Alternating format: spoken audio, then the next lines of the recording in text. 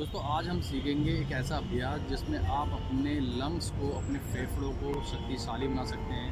Pollution की वजह से हमारे फेफड़े बहुत कमज़ोर होते जा रहे हैं, तो उसको कैसे शक्तिशाली बनाया जाए, कैसे उसकी स्ट्रेंथ बढ़ाई जाए, आइए आज हम सीखते हैं। आसन बिछाकर बैठ जाना है, रीढ़ की हड्डी को सीधा कर लेना है। दोनों हाथों को परस्पर आप अपने घुटनों पर भी रख सकते हैं या फिर इसकी ज्ञान मुद्रा भी ध्यान दे सकते हैं। और एक लंबा गहरा श्वास आपने भीतर भरते जाना है, लंबा गहरा श्वास आपने बाहर छोड़ना है। लंबा गहरा श्वास भीतर, लंबा गहरा श्वास बाहर। आप एक बार देख लीजिए इस अभ्यास को कैसे किया जाना है।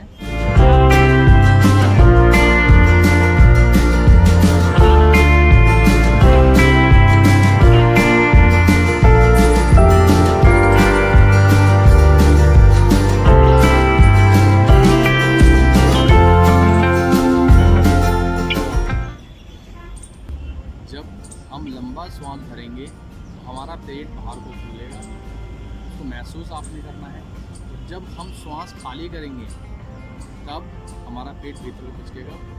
अब श्वास लेने में और श्वास खाली करने में हम केवल नासिका द्वारा ही श्वास लेंगे, नासिका द्वारा ही श्वास खाली करेंगे। इस बात का आपने विशेष ध्यान रखना है।